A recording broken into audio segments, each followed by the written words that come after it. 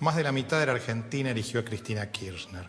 De manera tal que los que de algún modo durante los últimos años hemos objetado algunas de las políticas practicadas por el oficialismo, nos preguntamos si esa mitad que votó a Cristina Kirchner tiene la verdad y por lo tanto hay que someterse a esa verdad, o si quedan espacios para poder polemizar y discutir en torno a dónde estamos parados, si las políticas que se llevan adelante son las políticas adecuadas y sobre todo este número inquietante, 54%, con una distancia de casi 40 puntos respecto del segundo, invita a reflexionar sobre la cuestión de si efectivamente la Argentina tiene en este momento una democracia o se ha tergiversado el mapa político de tal modo que en estos momentos lo que tenemos ya es otra cosa distinta de una democracia.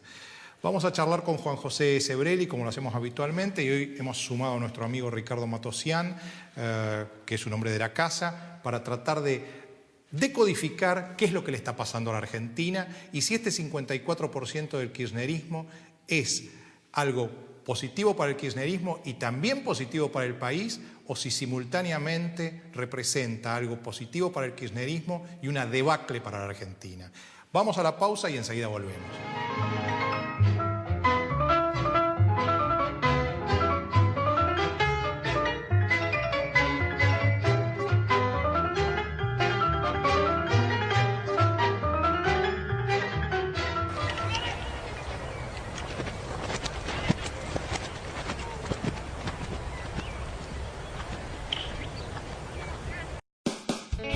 Ciudad Veloz.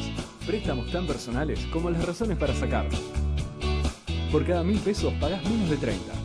84 meses de plazo. Hasta 15 sueldos. Gestión en 48 horas. Comunicate llamando al 0822-20400. Banco Ciudad. Te quiero ver crecer.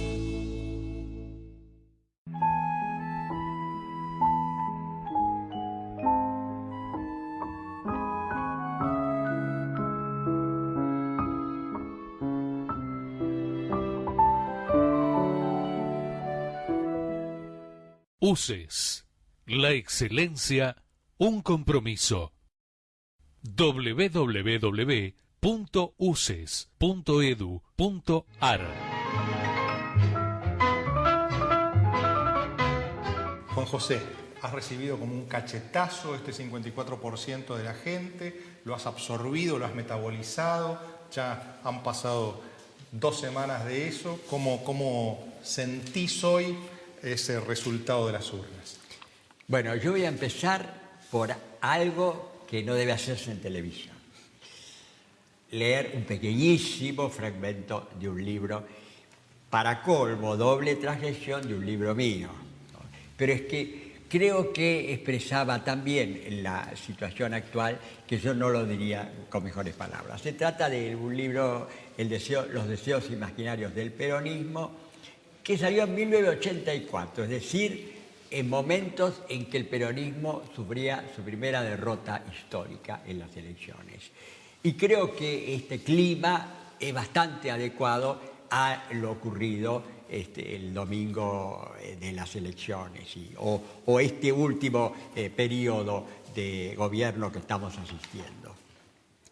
Decía yo en el 84, no hay mejor ejemplificación de delirio colectivo, de locura social, que lo que el psicólogo Wilhelm Reich llamaba peste emocional, que las frecuentes convulsiones de las masas argentinas, funerales de Gardel y de Evita, retornos de Perón en 1973, Mundial de Fútbol en 1978, Guerra de las Malvinas en 1982.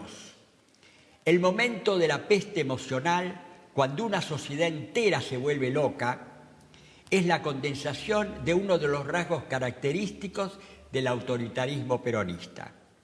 Lo que caracteriza precisamente a este es la uniformidad, la unanimidad, la unidad, que implica, como su contracara, la falta de sentido crítico, oposición, pluralidad, diversificación, multiplicidad, separación.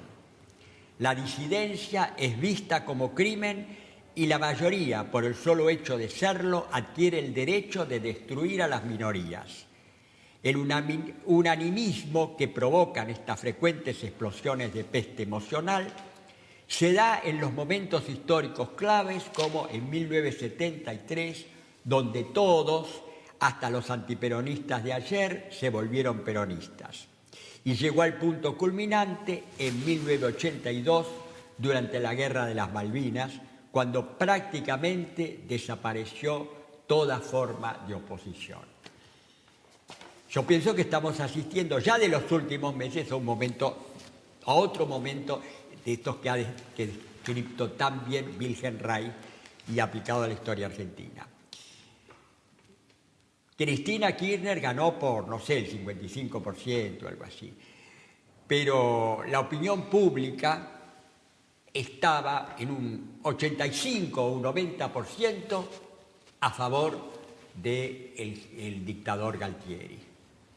Es decir, que el tema que yo quiero conversar ahora es el tema de mayorías y minorías.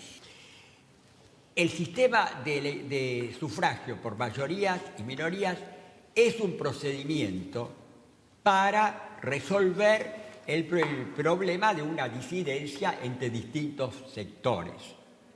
Es un procedimiento de tipo cuantitativo que no implica ninguna cualidad. Una cosa es cantidad y otra cosa es calidad. No significa de ninguna manera que la mayoría representa la verdad. Esos son dos conceptos del sufragio universal, el concepto movimentista y el concepto democrático.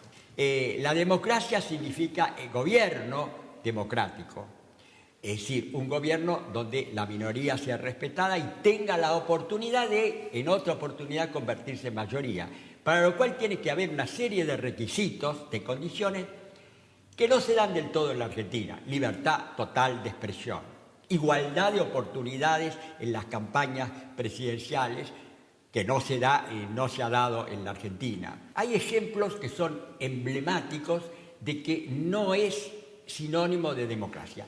La primera vez que hubo elecciones libres en la República Francesa del siglo XIX, la primera vez que se hacían elecciones libres, gana Luis Napoleón, sobrino de Napoleón Bonaparte, votado por la mayoría de las masas populares, inclusive de las masas campesinas, hambrientas, lo votan. Y Bonaparte, no bien llega al poder por elecciones, se proclama emperador y se convierte en la primera dictadura moderna del siglo XIX, que después se llamaría bonapartismo. Pero hay un ejemplo todavía más emblemático. Adolfo Hitler, consiguió las facultades extraordinarias que lo convirtieron en dictador en unas elecciones secretas, de tal manera que no fue el terror, el miedo el que llevó a votar por Hitler, unas elecciones secretas, y en las que Hitler ganó por el 80 o cerca del 90% del electorado alemán. Una sociedad de lo más avanzada del mundo. No solamente eso, sino que hasta el 39, hasta la declaración de la guerra, siguió gozando del amplio apoyo del pueblo alemán. Quiere decir que entonces que el hecho de ser mayoritario, de haber sido elegido por sufragio y el hecho de ser apoyado por el pueblo no es suficiente para hablar de una democracia, sino que se gobierne democráticamente. Ricardo. Sí, yo no querría hablar de delirio colectivo sin tratar de ingresar en alguna comprensión, ¿no? Spinoza decía que cuando uno se proponía investigar cualquier situación, no tenía que reírse, ni burlarse, ni lamentarse, ¿no? Sino comprender, ¿no? Y nosotros estamos acá en la difícil situación de tratar de comprender esta unanimidad argentina, porque si uno le suma a los 54%, al 54% de los votos que obtuvo la Presidente, los que tiene Wiener, por ejemplo, que es un apoyo, que evidentemente es alguien que es que va a ser un colaborador importante en el futuro, funcional al gobierno, uno tiene ya una cierta unanimidad, ¿no? Pero yo quería recordar... Y que además yo agregaría que los dos únicos candidatos realmente antikirchneristas, que son Carrió y Altamira, son los que salieron al final, ¿no? Sí. Jorge Asís, cuando estuvo acá en Aguafiestas, dijo que los tres únicos políticos que él consideraba que tenían chance dentro de lo que él llamaba la oposición, porque no se refería a los políticos del poder, eran Macri, Scioli, que él lo consideraba de la oposición porque Scioli está pensando en el 2015 como un opositor, Macri, Scioli y Francisco de Narváez. Y él dijo, los tres son iguales. Entonces cuando uno ve, y yo creo que es cierto, los tres son muy parecidos, no provienen de la política, no tienen opiniones prácticamente sobre ningún tema importante, y si las tienen tratan de esconderlas. Scioli tiene un curioso método, ¿no? Que es, uno le hace cualquier pregunta y él contesta lo que él aprendió antes, aunque no tenga nada que ver con la pregunta. Y habla, y habla, y habla para tapar al investigador, al periodista. Exactamente, que es un poco lo mismo que hace la Presidente, ¿no? Con más ventaja porque directamente no permite las preguntas. Sí, exactamente, ella no permite las preguntas, pero ella fundamentalmente es un... ¿Qué veo en los cuatro, digamos, ¿no? En los cuatro veo la prevalencia fundamental de las imágenes. La imagen de ellos, la imagen de los cuatro, digamos, es mucho más importante que las palabras que puedan proferir. Inclusive, vos sabés que en la posmodernidad se habla de que cuando uno quiere hacer desaparecer algo, tiene que hacerlo proliferar. En realidad, la abundancia de discursos de Cristina Kirchner hace que sus palabras dejen de ser importantes.